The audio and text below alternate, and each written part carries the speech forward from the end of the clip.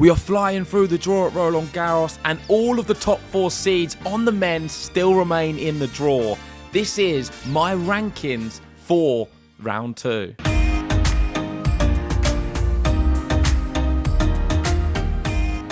Right, here we go. Let's look at some of the matches, and we have to go back to Wednesday the 29th, where Alcaraz played De Jong and Sinner played Gasquet. This was a day I was actually in the office, so unable to watch all of the matches. However, I did get to catch quite a bit of the Alcaraz-De Jong match, watching it side by side with Ben as well. And what I want to start off by saying is De Jong played fantastically well. He was very good value in that second set. I thought for a large amount of it, he was the better player. I thought he was going to beat Alcaraz in that second set. He then went on to win the third set quite comfortably, 6-2. And, of course, the fourth set, Alcaraz restored some of his dominance and come through in 6-2 in the fourth. This match was very, very good. It was a high level. And when we're doing the rankings, I know Ben did his the other week for round 1. I'm finding it a little bit challenging to know on what basis to give a rating. The reason being, is it dependent on who they play? Because surely you're going to get better performances out of players when they play better opponents, because they're going to be pushed more. You're going to see more exciting moments, just like the Nadal versus Zverev match. If you looked at the Gasquet-Sinner one, I don't think Sinner was necessarily pushed as hard as what a Carlos Alcaraz was. So that is going to be reflective in my ratings, because they're not pushed so high. On that basis, I would like to award Carlos Alcaraz, with his performance, maybe an improvement from round 1. And I'm going to give him a solid 8 out of 10. I think he improved. I think he was tested. I think we got to see some fantastic moments, some great defence, the full array of what Carlos Alcaraz can bring to a tennis match. And if he's playing like this at an 8, I cannot see anyone stopping him until a semi-final with Jannik Sinner. Talking of Jannik Sinner, he was not pushed so hard. It doesn't mean his performance wasn't as good. It's just difficult to see how well he can play, or how well he's playing at the moment, if the opponent is nowhere near the levels of De Jong and the way he produced on the clay courts. Gasquet did have the French crowd. He's got tons of experience. And it was a close few sets, but Sinner always just had the edge. I feel he was in total control. He didn't have to push that hard. And for that reason, I'm not going to give it as high as a Carlos Alcaraz. I'm going to give him a 7 out of 10. And he did what he needed to do to beat Richard Gasquet. Moving on to the next day. So, of course, the day I've just spoke about, there was a lot of rain, not many matches. You can see on the 30th, so many more players were able to play.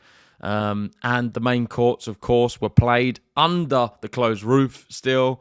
So that's not changed for pretty much most of this tournament. And the reason that's significant is because it does impact the matches. Zverev will love the closed roof. The longer it stays like it, the more dominant I believe he can become. Now he's beating Nadal. Ben's got him in the final. I kind of agree. I think he is going to make the final. He avoids a Sinner and an Alcaraz. He's looking very good.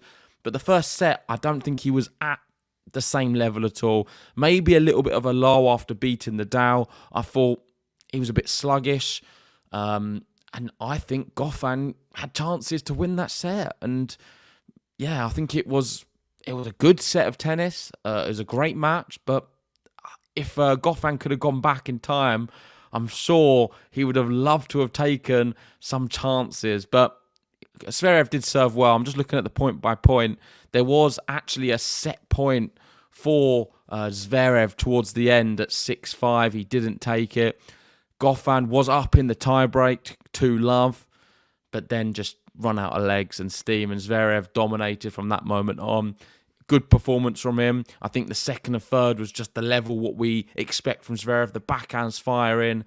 I think he's got the best backhand on tour at the moment from an attacking sense, and Goffin didn't have the answers. So I'm going to give Zverev still a good performance, but that first set, a bit of a hangover from the Nadal match. So I can't give him. I think on the last one I gave him a 9. He's nowhere near going to be that. I'm torn between a 7 and an 8, so I'm going to give him a 7.5 for Sasha Zverev. I think better than Sinner, but not as good as Alcaraz. That's my assessment, considering Alcaraz was pushed a lot harder than both Sinner and Zverev.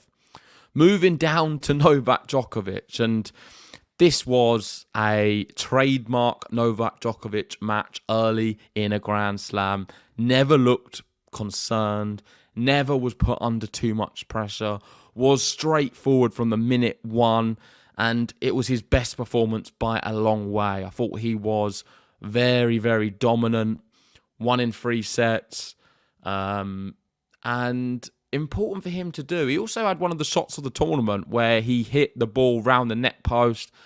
Really did enjoy that. The crowd were getting behind him. He was doing some sliding backhand training on the court afterwards. The crowd were loving it. He was in great spirits. Everything was perfect. It couldn't have gone much better for a Novak Djokovic. I just want to confirm his serving stats, because I often think it does tell a lot about the how well Djokovic was playing.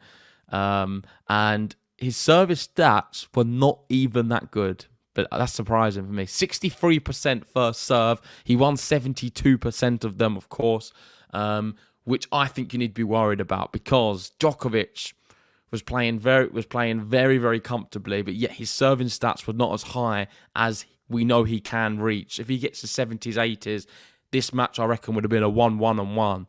It wasn't, and Buena, I don't want to be too dismissive, but probably the worst player out of the 4 opponents of the top 4 seeds.